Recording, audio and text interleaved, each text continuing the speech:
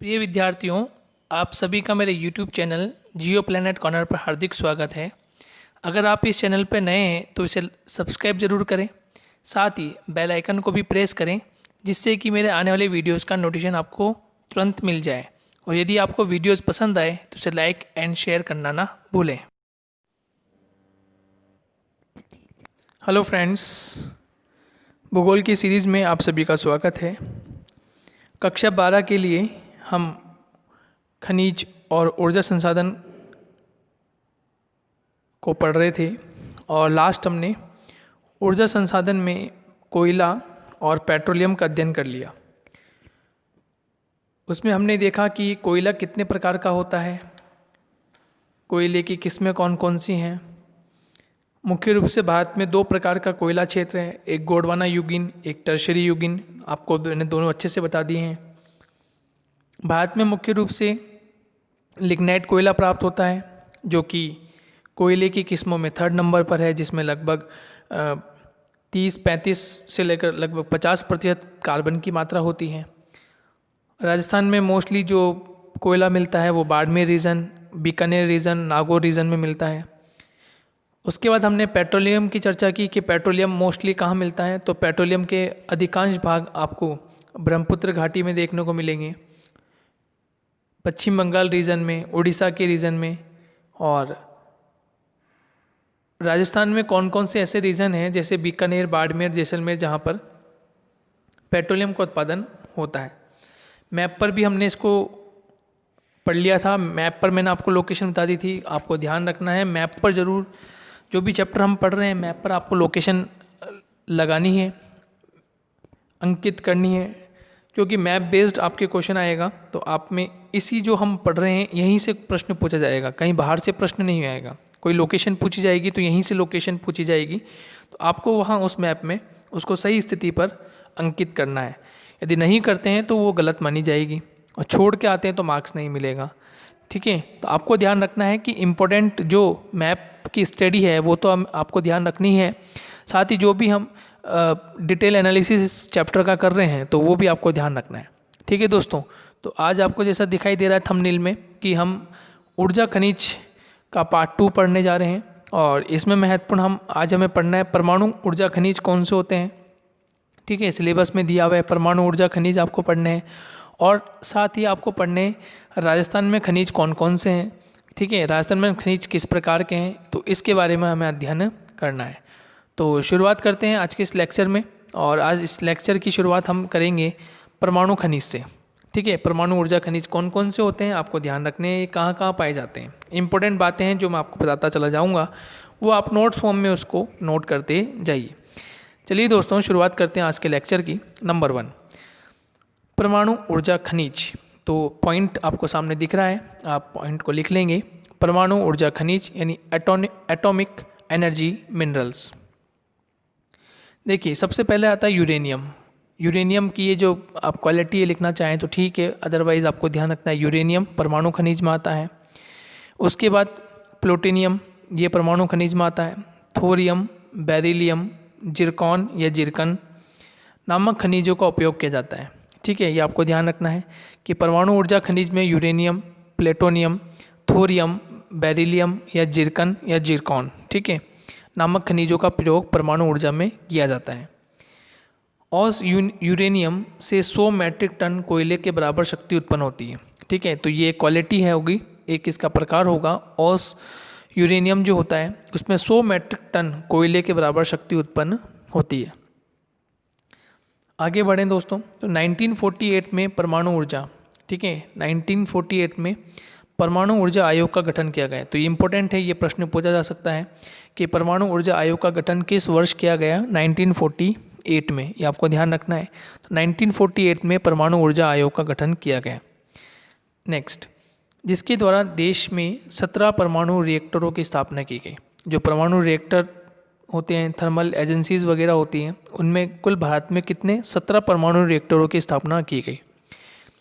इन परमाणु रिएक्टरों द्वारा देश में 4800 मेगावाट विद्युत का उत्पादन किया जाता है। इम्पोर्टेंट है, 17 परमाणु रिएक्टरों की स्थापना की गई और यहाँ से उत्पादन लगभग कितना होता है, 4800 मेगावाट विद्युत का उत्पादन होता है। ठीक है, नेक्स्ट, भारत में परमाणु खनिज के भंडार में यूरेनियम, ध्यान रखिएगा इम्पोर्टेंट है अब आपके लिए कि भारत में परमाणु खनिज भंडार में यूरेनियम कहाँ से मिलता है। तो यूरेनियम धारवाड़ तथा आर्कियन चट्टानों में, बिहार, सिंहभूम ये झारखंड है, राजस्थान के अब्रक के क्षेत्रों में पेग्माटाइट शैलों में, ये ध्यान रखना है। देखिए नंबर 1 यूरेनियम जो मिलता है, आप हेडिंग डालेंगे यूरेनियम, यूरेनियम कहाँ का मिलता है वो ध्यान रखना है। यूरेनियम कहाँ मिलता है, धारवाड़ और आर्कियन चट्टानों में। तो ये ध्यान ना रखें तो भी चल जाएगा, लेकिन आपको ध्यान रखना है कि बिहार की सिंहभूमि रीजन जो है, ठीक है, ये एक्चुअल में झारखंड और बिहार के आसपास वाला रीजन आता है। तो बिहार की सिंहभूमि, राजस्थान के अब्रक के क्षेत्रों में पेग्माटाइट शैलों में, राजस्थान के जो अब्रक के क्षेत्र है उसकी पेग्माटाइट शैलों में, ठीक है, केरल में समुद्र तटीय भागों में। अब देखिए केरल के समुद्र तटीय भागों में तो क्या मिलता है, मोनोजाइट। तो ये मोनोजाइट भी क्या है, एक प्रकार से परमाणु खनिज है। मोनोजाइट भी क्या है, परमाणु खनिज है, ध्यान रखना। तो मोनोजाइट चट्टानों में मिलता है। तो केरल के समुद्री तटीय भागों में मोनोजाइट चट्टानों में मिलता है, ठीक है। नेक्स्ट, थोरियम के भंडार केरल और बिहार में। थोरियम के भंडार कहाँ हैं, केरल और बिहार में। तो ये आपको ध्यान रखना है कि थोरियम के भंडार आपको कहाँ मिलेंगे, केरल और बिहार में मिलेंगे। फिर है इल्मेनाइट। तो इल्मेनाइट के भंडार कहाँ मिलेंगे, केरल की बालू में तथा बेरिलियम के भंडार में, ठीक है। तो इल्मेनाइट के भंडार केरल की बालू में मिलते हैं और बेरिलियम के भंडार कहाँ मिलेंगे, राजस्थान, बिहार तथा आंध्र प्रदेश में स्थित है, ठीक है। तो देखिए इंपॉर्टेंट क्या क्या हो गया, मैं आपको बता देता हूँ फिर से, छोटा सा पैराग्राफ है। नंबर 1 देखिए, यहाँ से देखिए आप, नंबर 1 भारत में परमाणु खनिज के भंडार में एक तो हो गया यूरेनियम। यूरेनियम कहाँ मिलेगा, धारवाड़ तथा आर्कियन। अभी आपको याद होता है तो ठीक है, अदरवाइज़ आप ये ध्यान जरूर रखिएगा, बिहार की सिंहभूमि में, ठीक है, ये क्लियर हो गया। नंबर 2 राजस्थान की अब्रक के क्षेत्रों में पेग्माटाइट शैलों में मिलता है कौन, यूरेनियम। तो यूरेनियम कहाँ मिलता है, बिहार की सिंहभूमि क्षेत्र में और राजस्थान के अब्रक के क्षेत्रों में जो पेग्माटाइट शैल होती है उसमें मिलता है। क्लियर हो गया। नेक्स्ट जो है वो कहाँ मिलेगा, केरल में समुद्री भाग, केरल का जो समुद्री भाग है उसमें जो मोनोजाइट चट्टानें होती हैं, है ना, जिसमें जो मोनोजाइट चट्टानें होती हैं उसमें भी क्या मिलता है, यूरेनियम मिलता है। क्या मिलता है, यूरेनियम। क्लियर हो गया। फिर बता देता हूँ यूरेनियम कहाँ कहाँ मिल रहा है, बिहार की सिंहभूमि में, राजस्थान के अब्रक के जो क्षेत्र हैं उसमें जो पेग्माटाइट शैल होती है, चट्टानें होती हैं, उसमें मिलता है, और केरल के समुद्र तटीय भागों में जो मोनोजाइट चट्टानें हैं उसमें मिलता है कौन, यूरेनियम, ठीक है। तो यूरेनियम कहाँ कहाँ मिलता है दोस्तों, धारवाड़ तथा आर्किन चट्टानों में, विशेषकर बिहार के सिंहभूमि में, राजस्थान के अब्रक के क्षेत्रों में जिसमें पेग्माटाइट शैल में, और केरल में समुद्री तटीय भागों में जो मोनोजाइट चट्टानें होती है वहाँ मिलता है। क्लियर हो गया ये बात, ठीक है। चलिए नेक्स्ट हम बात करते हैं, अब आप बात करते हैं थोरियम की, कि थोरियम कहाँ मिलेगा। तो थोरियम एक प्रकार से क्या है, परमाणु ऊर्जा खनिज। अब हम थोरियम की बात करते हैं कि थोरियम कहाँ मिलता है। थोरियम मिलेगा भंडार केरल और बिहार में। तो थोरियम के भंडार कहाँ हैं, केरल और बिहार में। दो प्रकार के हो गए, यूरेनियम हो गया और थोरियम हो गया। नेक्स्ट हम बात करें इल्मेनाइट। इल्मेनाइट के भंडार केरल की बालू में, केरल की बालू में। ये क्लियर हो गया। तो कितने हो गए, 3। इल्मेनाइट हो गया 3। चौथा है बेरिलियम के भंडार राजस्थान, बिहार तथा आंध्र प्रदेश में स्थित है। तो बेरिलियम के भंडार कहाँ मिलेंगे आपको, राजस्थान, बिहार तथा आंध्र प्रदेश में देखने को मिलेंगे। आई होप ये क्लियर हो गया होगा, मैं समझता हूँ शायद किसी प्रकार की कोई परेशानी नहीं है। यूरेनियम 3 जगह है, बिहार, राजस्थान और केरल के मोनोजाइट चट्टानों में। थोरियम कहाँ है, केरल और बिहार में। इल्मेनाइट कहाँ है, केरल की बालू रेत में। और बेरिलियम कहाँ है, राजस्थान और बिहार में। क्लियर हो गया, नो डाउट। चलिए नेक्स्ट हम बात करते हैं, अब हम बात करते हैं राजस्थान में खनिज, कि राजस्थान में खनिज कहाँ कहाँ पाया जाता है, ठीक है। राजस्थान में खनिज क्यों इम्पोर्टेंट है, हम उनकी चर्चा करते हैं। देखिए राजस्थान को खनिजों का अजायब घर कहा जाता है। राजस्थान को खनिजों का अजायब घर कहा जाता है क्योंकि यहाँ भारत में झारखंड का जो रीजन है, उस रीजन के बाद भारत में जो अरावली पर्वत श्रृंखला है उसमें खनिजों की बहुतायत है। और केवल अरावली ही नहीं बल्कि राजस्थान का जो पश्चिमी क्षेत्र है यहाँ पर भी आपको खनिजों की मात्रा देखने को मिलेगी, इसलिए राजस्थान को खनिजों का अजायब घर कहा जाता है। क्लियर हो गया। नेक्स्ट आप बात करते हैं, राजस्थान में 79 प्रकार के खनिज मिलते हैं, जिसमें से 44 प्रकार के बड़े और 23 प्रकार के लघु तथा 12 गौण खनिज पाए जाते हैं। तो ये इंपॉर्टेंट है, ये आपको ध्यान रखने हैं कि लगभग 79 प्रकार के खनिज मिलते हैं, 44 प्रकार के बड़े, 23 प्रकार के लघु और 19 गौण खनिज पाए जाते हैं। नेक्स्ट, खनिजों की उपलब्धता की दृष्टि से राजस्थान देश में मध्य प्रदेश तथा छत्तीसगढ़ के बाद तीसरा बड़ा राज्य है। खनिजों की दृष्टि से देखें तो मध्य प्रदेश और छत्तीसगढ़ के बाद ये तीसरा बड़ा राज्य आता है। राजस्थान के कुछ नगर या कस्बे खनिजों के कारण ही प्रसिद्ध हैं, जैसे तांबा नगरी खेतड़ी, यानी झुंझुनू वाला जो रीजन है ना, वो है ये तांबा नगरी खेतड़ी। ये ध्यान रखना है आपको, ये फेमस है, बहुत पूरे भारत में फेमस है। ठीक है, पूरे भारत में फेमस है तांबा नगरी खेतड़ी। उसके बाद संगमरमर नगरी के रूप में मकराना फेमस है। संगमरमर नगरी के रूप में मकराना फेमस है। राजस्थान में कुछ ऐसे खनिज हैं जिसमें हमें लगभग एकाधिकार प्राप्त है। एकाधिकार प्राप्त मतलब होता है केवल और ही खनिज राजस्थान में मिलते हैं और कहीं नहीं मिलते हैं।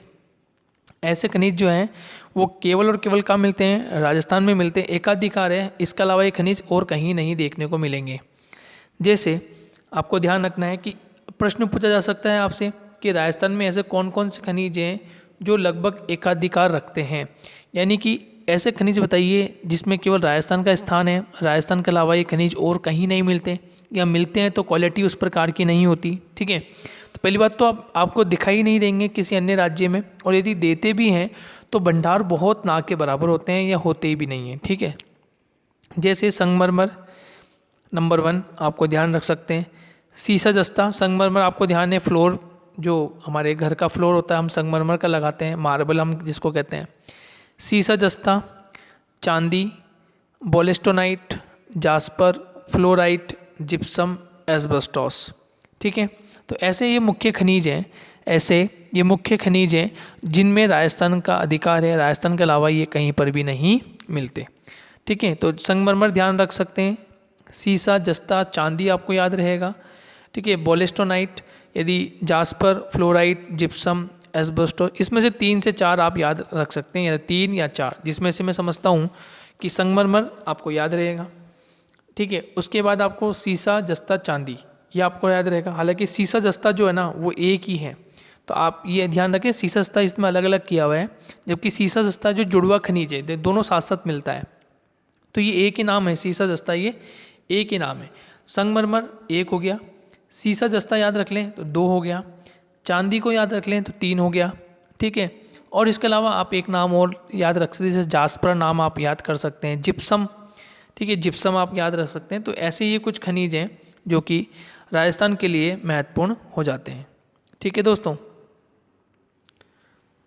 रॉक फॉस्फेट, टंगस्टन तथा तांबड़ा राजस्थान में खनिजों का एक अधिक, तो ऐसे खनिज हैं जो ये महत्वपूर्ण होते हैं और भारत में या नहीं बल्कि राजस्थान का इसमें अपना अधिकार है, राजस्थान के अलावा ये कहीं पर भी नहीं मिलते। इसके अलावा देखिए आप थोड़ा सा ध्यान रखिएगा, ये कुछ इम्पोर्टेंट है, राजस्थान में कौन कौन से खनिज इम्पोर्टेंट है। देखिए तांबा आपको ध्यान रखना है क्योंकि झुंझुनू में महत्वपूर्ण क्षेत्र है तांबे का झुंझुनू में महत्वपूर्ण क्षेत्र है। सीसा जस्ता भी आप ध्यान रख लें, ये सीसा जस्ता जो उदयपुर, भीलवाड़ा, ठीक है, ये ध्यान रखिए क्योंकि मैप के बेस ये प्रश्न पूछा जा सकता है, भीलवाड़ा या उदयपुर। ठीक है, आपसे पूछा दे सकता है तांबा, एक ऑप्शन दे देगा आपको तांबा। अब आपको ध्यान आना चाहिए तांबा कहाँ मिलता है। ठीक है, अब तांबा मोस्टली झुंझुनू में है तो आप झुंझुनू लगा दें, या इसके अलावा आपको अलवर भी मिलेगा, उदयपुर भी मिलेगा, राजसमंद भी मिलेगा, लेकिन सर्वाधिक कहाँ मिलता है, झुंझुनू में, तो आप झुंझुनू मार्क कर दें। अब जैसे आपसे पूछ ले सीसा जस्ता, ठीक है, आपसे पूछ ले सीसा जस्ता, तो सीसा जस्ता कहाँ मिलेगा तो मार्क कर दें। ठीक है, तो कुछ फेमस जो राजस्थान में है ना वो आपको ध्यान रखने हैं कि राजस्थान में जो फेमस कौन कौन से हैं, तो हमने इसको पढ़ा है अभी जस्ट, आपको अच्छे से ध्यान है। तांबा नगरी आपने पढ़ी है और मकराना यानी संगमरमर की नगरी आपने पढ़ी है। तो ये जो महत्वपूर्ण आपने पढ़े हैं ये इस टेबल में आपको मिलेंगे, और इस टेबल में जैसे आपको जिप्सम मिल जाएगा, रॉक फॉस्फेट मिल जाएगा। ठीक है, तो ये कुछ महत्वपूर्ण है जो आपको ध्यान में रखने हैं। देखिए मैं बता देता हूँ कौन कौन से महत्वपूर्ण है, आप इसकी डिटेल लिख लीजिए, इंपॉर्टेंट है। तांबा, सीसा जस्ता, रॉक फॉस्फेट, जिप्सम, तांबड़ा, ये 5 इंपॉर्टेंट है। इन 5 की लोकेशन ध्यान रख लीजिए। तांबा अलवर लिख लीजिए, अलवर। फिर उदयपुर, फिर राजसमंद, बीकानेर, झुंझुनू। सबसे ज़्यादा कहाँ मिलता है? झुंझुनू। महत्वपूर्ण जिला कौन सा है? देखो झुंझुनू, तो झुंझुनू में सबसे ज़्यादा मिलेगा, वेरी इंपॉर्टेंट। सीसा जस्ता का मिलेगा सबसे ज़्यादा, आपको मिलेगा भीलवाड़ा, उदयपुर, लेकिन उदयपुर में सबसे ज़्यादा है, ध्यान रखिएगा। उदयपुर में सबसे ज़्यादा मिलेगा, जैसे यहाँ माइन है, जावर और राजपुरा देबारी, ठीक है, ये इंपॉर्टेंट है। रॉक फॉस्फेट, रॉक फॉस्फेट भी कहाँ मिलेगा? उदयपुर में, है ना। उदयपुर में ये जो है झामरा कोटड़ा, उदयपुर में। सीकर, जयपुर, पाली, यहाँ मिलेगा। जिप्सम, जिप्सम नागौर के लिए फेमस है, ठीक है, ध्यान रखिएगा। बीकानेर भी है, नागौर है, जैसलमेर है, लेकिन सबसे ज़्यादा कहाँ मिलेगा? नागौर। तांबड़ा का मिलेगा टोंक में, तांबड़ा का मिलेगा टोंक में। राजमहल या कल्याण खान की खाने हैं, ठीक है, टोंक में। इसके अलावा अजमेर में महुआ, बागेश्वर, भीलवाड़ा, ठीक है, ये भी आपको ध्यान रखने हैं। तो ये कुछ महत्वपूर्ण खनिज है जो आपको ध्यान में रखने हैं, और इसी महत्वपूर्ण खनिज के साथ आपका ये जो अध्याय ये कंप्लीट हो गया। नेक्स्ट लेक्चर में हम मिलेंगे विनिर्माण उद्योग के साथ, कि विनिर्माण उद्योग कौन कौन से हैं और आपके सिलेबस में आपको क्या क्या पढ़ना है विनिर्माण उद्योग के अकॉर्डिंग। तो ये लेक्चर यहीं कंप्लीट करते हैं। कोई क्वेरीज हो तो आप पूछ सकते हैं। तो जब तक के लिए दोस्तों, धन्यवाद।